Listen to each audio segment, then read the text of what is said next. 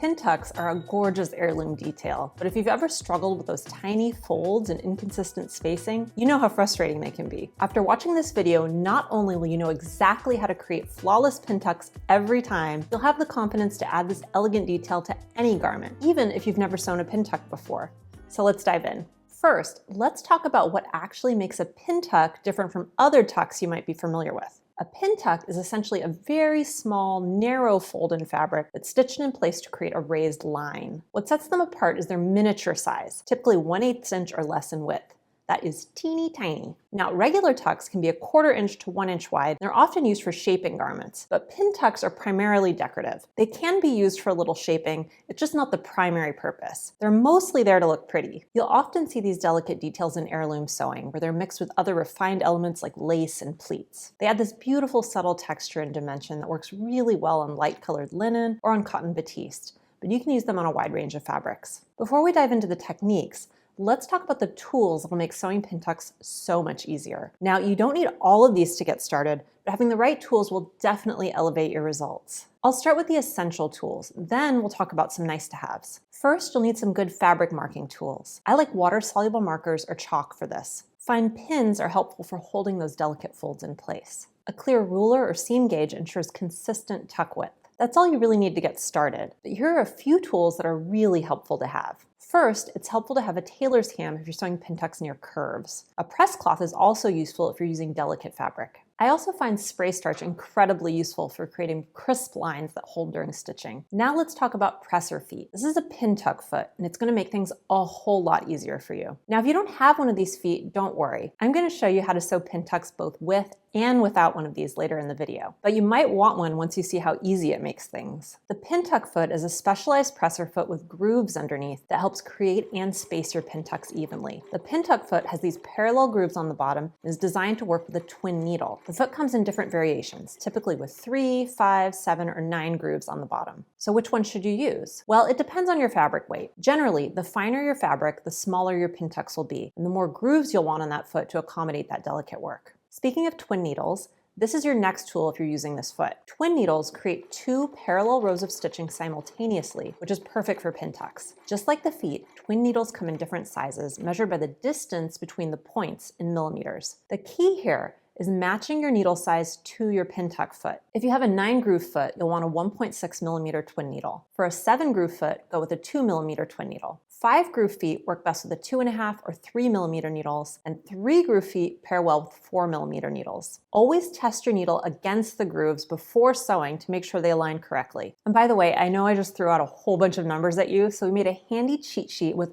all that information in one place. So check the link in the description, you can get it for yourself. Now that we have our tools ready, let's look at how to sew a basic pintuck without any special foot. This is great if you're just getting started or you want to try pintucks before investing in specialized tools. Step 1 is marking your fabric. Draw parallel lines where you want your pintucks using water-soluble marker or chalk. Make sure to space the lines at least twice the finished tuck width apart. And if you're doing multiple tucks, add even more space between them. For preparation, fold the fabric with wrong sides together along your marked line. If you're working with slippery fabric, pin along the fold to keep everything in place. Next, stitch the fold with a straight stitch about 1/16 to 1/8 inch from the fold, depending on how wide you want your tuck to be. Keep your stitch length regular. Around 2 or 2.5 millimeters works well for most fabrics.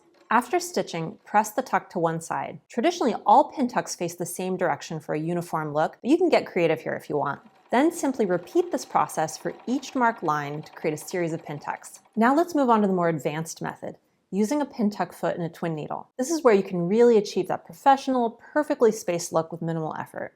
First, we need to set up our machine. Install your twin needle according to your machine's manual. The process does vary slightly between machines. Thread your machine with 2 spools of thread on top and 1 in the bobbin as usual. Most machines have a second spool pin for the additional thread, but if yours doesn't, you can place the second spool in a cup behind your machine and thread it normally. Before we start sewing on our actual project, I always recommend doing a test on scrap fabric. This is important because you'll need to play around with tension to get the look you want. The higher the tension, the more tunneling you'll get, the more raised your pintuck will be. Sew a few rows with different tension settings and see which pintuck looks best to you. Once you've found your ideal tension setting, it's time to mark your fabric. Draw a straight line using your water-soluble marker or chalk where you want your first pintuck. Using your pintuck foot and twin needle, stitch directly down this line. Keep your speed moderate and consistent for the best results. For your next tuck, here's where the real magic of the pintuck foot happens. Move your fabric over so that the first tuck sits in one of the grooves of your presser foot. Which groove you choose determines the spacing between your tucks. If you want them close together, use the next groove. For wider spacing, move it over 2 or 3 grooves or more. Then stitch your next line. Continue this process and you'll have perfectly spaced tucks without having to do a lot of precise measuring and marking. It's almost like the foot does the work for you.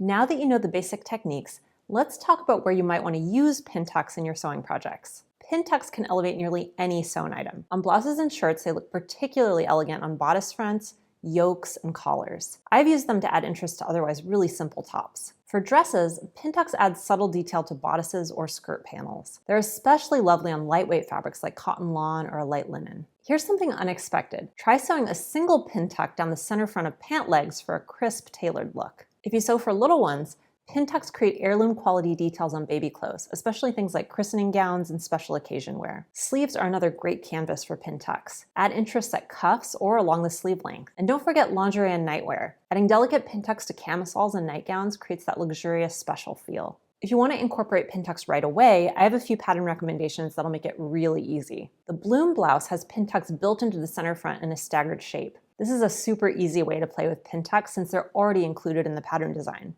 The Callahan pants feature a pintuck going up the front of each leg. These high-waisted pants have darts on the front and back, wide cropped legs, a zip fly, and those distinctive pintucks from the upper thigh to the hem. And don't forget those perfectly shaped patch pockets on the back. The Baker dress is another great option. You could easily replace the gathers at the front with pintucks. Because that piece is just a rectangle, it would be extremely easy to sew the tucks, then just cut the piece to the right size. I did this myself with regular tucks and it transformed the look completely. Ready to get even fancier with your pintucks? Here are some really fun variations you can play with. One of my favorites is corded pintucks. Thread narrow cording into the fold before stitching for a more pronounced raise. This creates a beautiful dimensional effect that's subtle but impactful.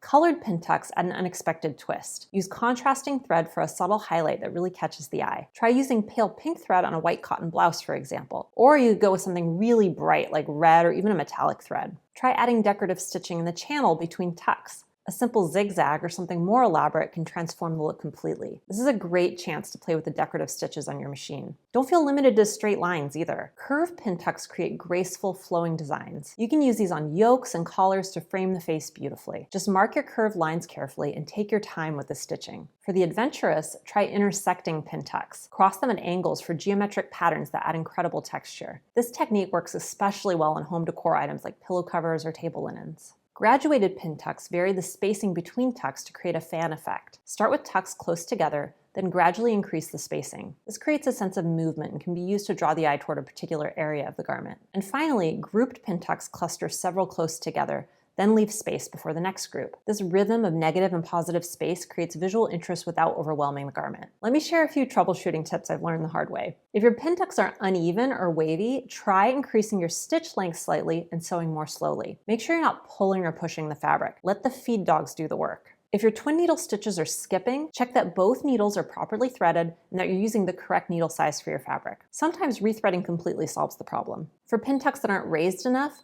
try increasing your upper thread tension. The tighter tension creates more of that tunneling effect that gives pintucks their dimensional quality.